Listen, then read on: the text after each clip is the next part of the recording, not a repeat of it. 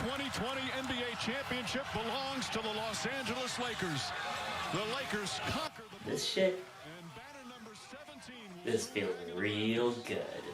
Anime has always been something that I dabbled in throughout the many misadventures of my life. However, despite me watching a fair amount when I was a little shit, it was never really something that I consistently went back to or even really thought about. I was always open to anime, but there was never really anything that pushed me to the point of being, as the kids say, a fucking weeb. When I was a kid in the early 2000s, I watched stuff like Dragon Ball, Cowboy Bebop, Pokemon, Yu-Gi-Oh!, that one prequel series to Boruto. I think it might be called, Naruto. but I've only watched it up until the Rock Lee and Gar fight. I have a strangely vivid memory of that. God damn, you're so hot. And of course the Ghibli movies. They were all my shit when I was younger. In my formative teen years, I watched stuff like Fullmetal Alchemist, One Punch Man, Akira, Perfect Blue, Ghost in the Shell, Paprika, Your Name, A Silent Voice. Just some things that some people might consider, you know, rated M for...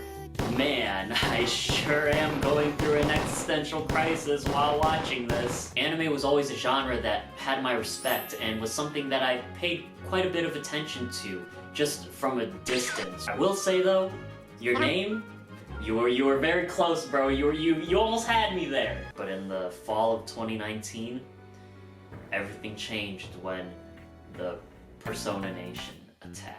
And the experience that Persona 5 gave me was one that, well, I never saw it coming.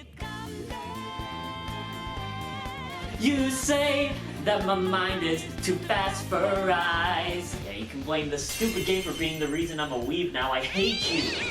Wait, please come back. I love you so much. The only thing that I've watched in the pandemic with real human beings in it was like Euphoria and a little bit of the NBA bubble, mostly the playoffs, and I mean, I guess one also is something, but... So class, today I want to tell you about the many different, and not so different, Japanese cartoons that I watched while the world was on fire. I'm actually not going to be giving ratings out to the shows that I talk about on here, and I'm also not going to be ranking them in a certain order. This video is more like a, hey, I'm fairly new to anime, and I liked these shows a lot, so let me recommend you a couple shows that I think are pretty good if you want to get into anime as well. So I do plan on revisiting some of these in further detail in a future video. Damn right we're gonna be putting Boku no Pico under the fucking microscope, baby, but that's something that I'm saving for a special day. I want to start off with Kill la Kill, which has some fantastic action animation. It's just beautiful to watch in motion. I think that it sort of teeters off towards the end, but again, still a really fun show with a very unique premise and fun characters to watch. Origairu, or My Youth Romantic Comedy is Wrong as I Expected, for short. It's cute, the writing for the three leads is really fucking amazing, and it gave me the feels. It made me feel nostalgic for a show that's been going on for like 7 years with 3 seasons. Even though I watched the show in like May, I felt nostalgic for it. It's got good feels, very good feels. Violet Evergarden does not have one single bad frame of animation. You see how many fingers I'm holding up? See how many fingers I'm holding up?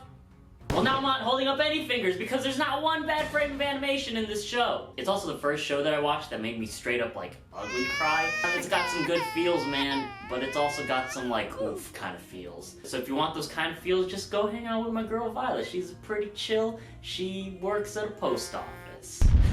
Your Lie in April is seen by many people as like a modern classic, and to me I do think it's good.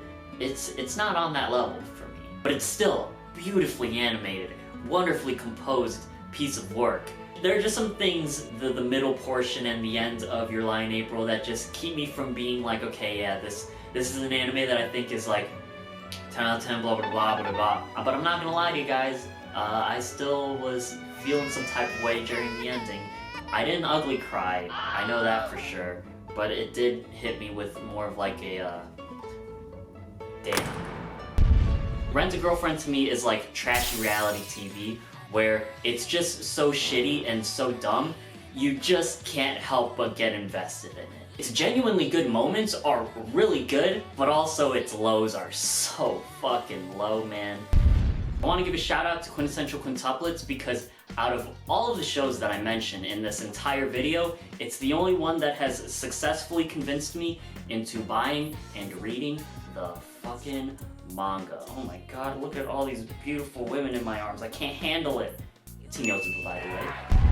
Demon Slayer is a really fun action show that I think takes a little too long to get going. I just want to see a little bit more. I cannot wait for the second season. And the movie that came out in Japan, Mugen Train, is doing crazy numbers. Oh my god! If you are one who loves the art form of music, I couldn't recommend Carol and Tuesday enough to you then. A super easy and light watch made by the same guy who directed Cowboy Bebop, Samurai Champloo, and The Animatrix. It's just a really fun and lighthearted show about two girls trying to make it in the music industry. And there are also a couple bangers in this show as well. Who doesn't like bangers? Miss Kobayashi's Dragon Maid is the ultimate fantasy, but not fantasy, but definitely fantasy show. It's funny, it's heartwarming, it's cute, and it's so satisfying watching the relationship, but not relationship, but totally relationship that Miss Kobayashi has with Toru. To watch them grow as they raise their dragon daughter, but not dragon daughter, but totally their dragon daughter. Season 2 also just got announced, so I am so hyped for that. Now we're getting into the heavy hitters. We're getting into the Albert Pujols of the shows that I watched. Let's start off with Sound Euphonium. While Sound Euphonium isn't the most extravagant show that I can recommend, it's just got a lot of heart in it. It's like a little Build-A-Bear where you kiss the heart and then you stuff it inside the bear. That's kind of like Sound Euphonium to me. And also its companion movie, Liz and the Bluebird. Yeah!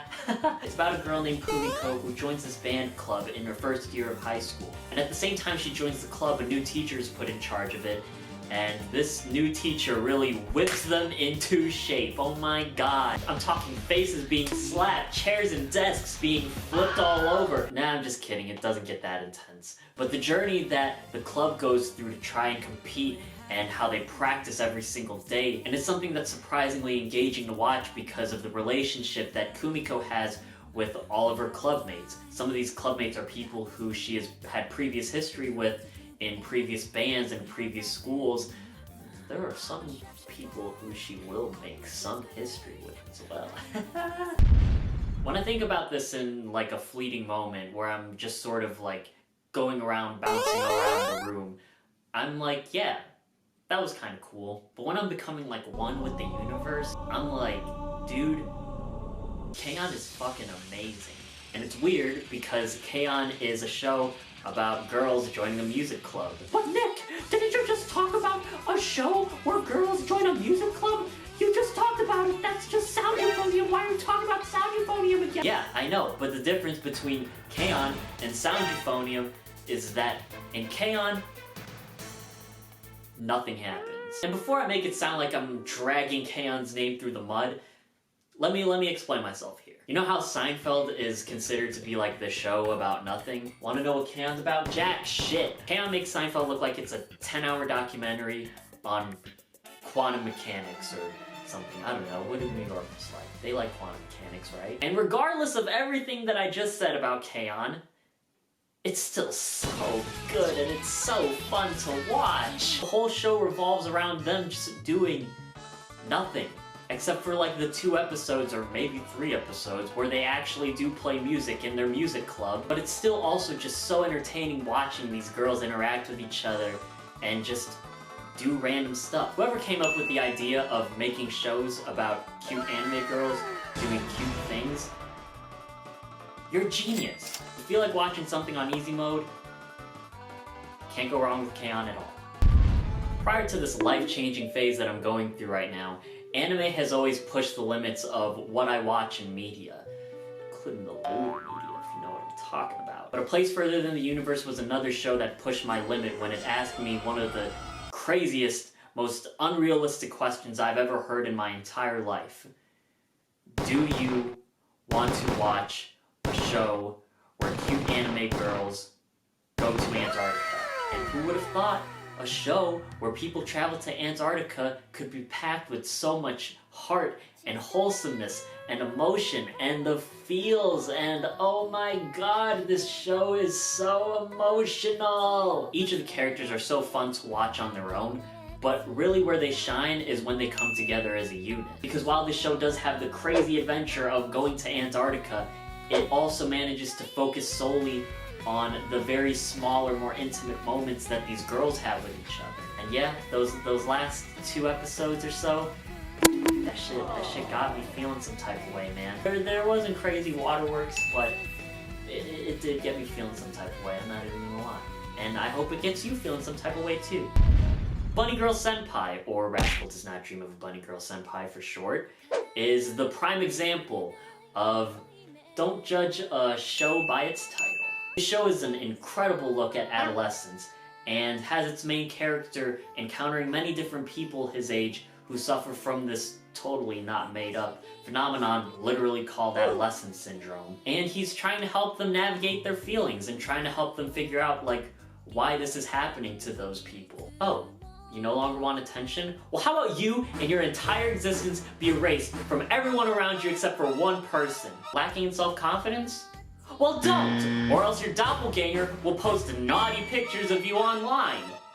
And for free! It's genuinely one of the most unique shows that I've seen, and its sequel movie, Dreaming Girl, also had me feeling some type of way. Let's return to the ugly cry meter real quick. I think Dreaming Girl would be put right above a place further than the universe on the ugly cry meter. Yeah, sounds like a good placement. Basically, if you're an eternal sunshine of the spotless mind kind of hoe, then you would really fuck with Bunny Girl Senpai. I like that comparison. I'm keeping that for the Bunny Girl Senpai video. Whoa! Supernatural romance shows with characters that suffer from psychological trauma? May I have some more, please? You bet your traumatized butt you can have some more. And might I add some fruits to this basket as well? That was horrible. I don't even know what was worse, the joke or the accent I just did. Some of you may have actually heard of Fruits Basket before, as it's one of the most popular and one of the oldest stories in all of anime. The manga was first published in 1996, and there was an anime adaptation of it that actually came out in 2003. But the manga didn't finish until 2006. The Fruits Basket that I'm talking about is the 2019 reboot that is supposedly more faithful to the original manga, as the anime took its own liberty. The anime is a dirty little cheater over here. And let me tell you right now, this shit has me hooked. The characters are so fun to watch, and it's super interesting seeing the mysteries of the Soma family being unraveled as Toru begins to try and break the curse that's put upon this family. It's a really emotional show, and it can get kind of heavy at times, but it never loses its heart and it never loses its optimism as well. Although I didn't grow up reading the original manga or watching the original anime, I can now see why so many people have loved this show and loved the story for so long, and how it's resonated with people throughout the 2 decades of its existence. Season 3, which is the final season, is supposed to be coming out next year, and I'm very, very excited to see how the story concludes. And also, Hatori is just one sexy, sexy zodiac dragon. Oh my god, operate all over me. Doctor, please. The next show I want to get into is Anohana, aka the trauma we saw that day. And now let's revisit the ugly cry meter. Where are you? Oh, there you are. And let's see where we can put Anohana on here. Oh yeah, Anohana obliterated that shit. When I say that this show broke me, I am telling you guys that this show had me like Viola Davis, just snot coming out of every single pore of my body. Anohana is a very real look at grief, which honestly, it's kind of weird for me to say that because there are a lot of supernatural elements in this show. But what makes this show so great to me is how it's able to talk about grief and how people can grieve in many different ways, while also being a show that's very heartwarming and is a show about friendship and how those bonds can be strengthened through challenging times. Also, that ending song, I hate it. I hate the ending song so fucking much. I mean, we're gonna revisit the song, but I hate it. I really do hate it. Great, now I'm upset. Now I'm leaving. I'm out of here! Yeah, we actually have a few more shows to talk about, but I'm in a very bad mood now. Alright, we gotta lighten up the mood. I promise you guys, I didn't just watch shit that was sad. This next show that I'm gonna be talking about is a show that I'm sure a lot of people know already, and it's a show that I've talked about in previous videos already, and that's My Hero Academia. I talked about Heroes Rising in my catch-up video, but I didn't really say that much about My Hero Academia as a show because I wanted to save it for this video and also the future video that I'm planning for My Hero Academia. Yeah, I am aware of all the hype that surrounds this show, but what if I told you that I kind of think that it deserves the hype? Remember when I said that quintessential quintuplets convinced me to buy the manga? Well, I had actually forgotten that My Hero Academia did the same fucking thing. For me, My Hero Academia's superhero world is really what makes this show stand out. It has fun characters and really intriguing characters as well. It's got beautiful animation for the most part, but in its action scenes especially, it's got some beautiful animation. It's also the perfect modern anime for newcomers to get into. So if you do actually want to get into anime, start off with something with a little bit more energy, My Hero Academia is the one for you. Season 5 just got announced too, which I think is supposed to be coming out in spring 2021. And if the anime is able to continue to build upon the momentum that the manga has established already, then honestly, I think this show is going to go down as one of the greatest yet. Also, if you're just looking for a nice little superhero mess around to rebuild the hope within you that the boys crushed, then yeah, My Hero Academia can do that for you. For me, watching Mob Psycho 100 gives me that same psychedelic feeling of taking acid without even taking a single drop of acid. Remember that one Snapchat filter where it looked like your eyes were bulging out and you were vomiting rainbows at your butt cheeks? And there was also that DJ Hot Dog? Simpler times, simpler times. Especially with the action scenes, this shit is like, oh, buddy, this looks beautiful. I really love how the show dives into the psyche of Mob and how he's a really powerful Esper, but he kind of sucks in every other regard. He's not physically strong, he struggles making friends, and he has trouble talking to girls, and... Wait a minute. I'm just talking about myself now. And it also gets surprisingly deep in other facets as well. But I want to talk about another show that has incredible action animation and ridiculous power scaling, and that show is Nichijou.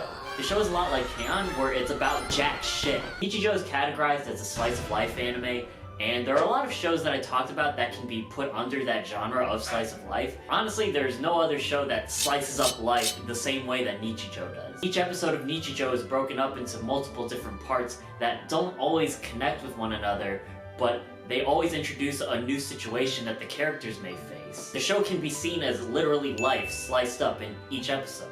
It's like a little pizza anime. The show goes through all kinds of different situations that you, yes you, can easily find yourself in, such as an awkward run-in with the police, or seeing something weird while in the school hallway, or getting mad at your friend that she ordered you yakisoba instead of yakisoba, or ordering a coffee, or building a house of cards, or waiting for food in a restaurant, or getting your bike seat stolen and replaced by a piece of broccoli.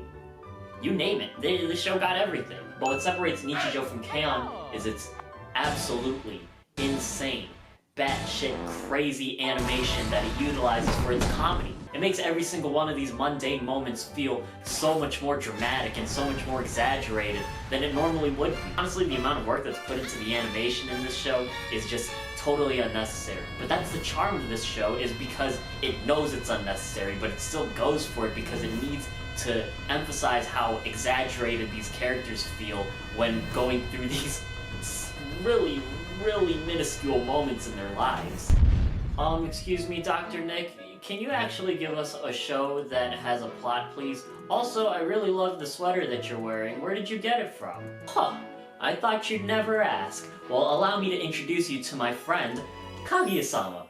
Love is war, love is war, love is war! Love is War is actually structured pretty similarly to Nichijou, except instead of mundane events, the episodes are broken up by devious little schemes. Because our student council Kaicho and our vice Kaicho believe that healthy communication is for fucking losers. I know this isn't a ranking, but out of all of the shows that I've watched, Love is War is the one that made me laugh the hardest. Because the premise is just so silly, and the characters are just so dumb. but just like Nichijou, it's animated in a way that emphasizes on the goofy-ass characters that are in the middle of this goofy-ass romance. I'm not at all a sub versus dub, gatekeeping motherfucker type of person, but you have to watch this in the Japanese voice acting.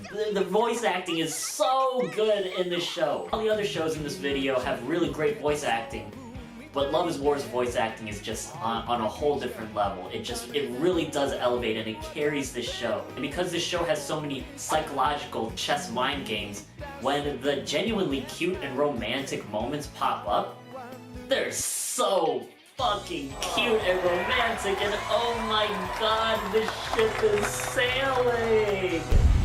I've heard a lot of people say that Konosuba is like the anime equivalent to It's Always Sunny.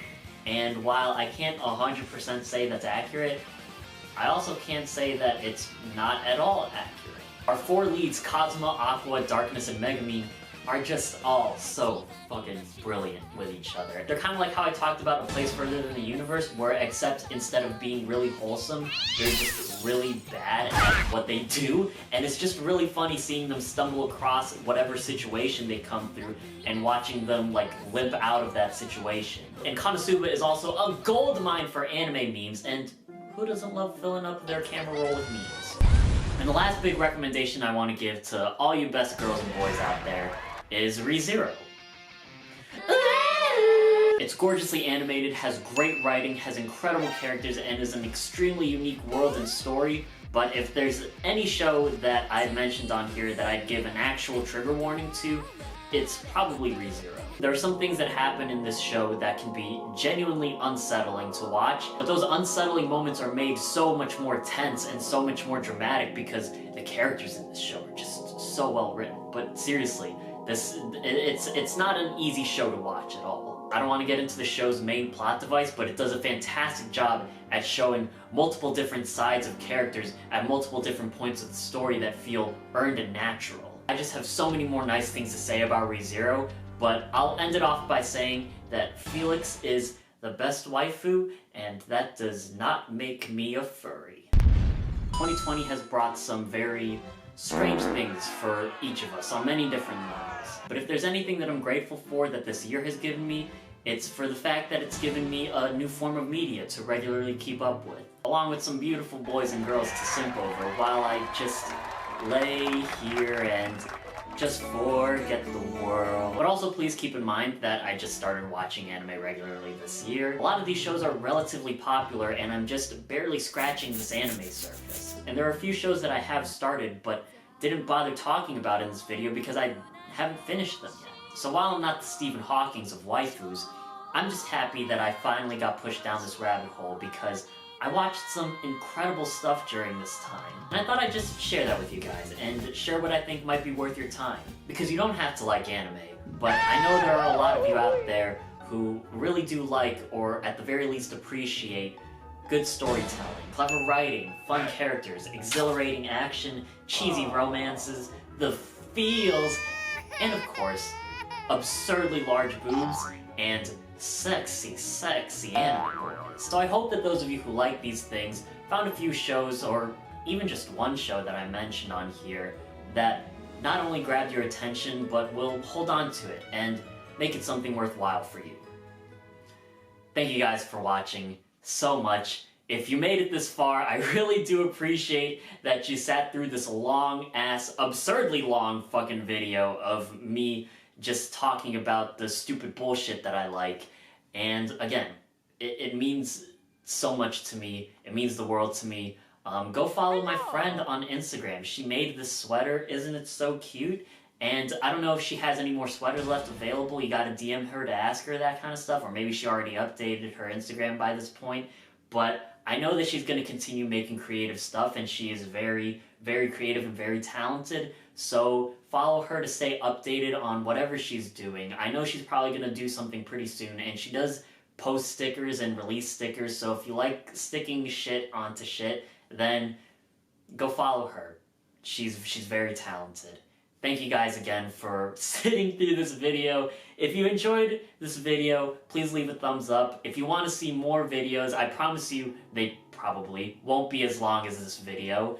And just subscribe if you want to stay updated on that.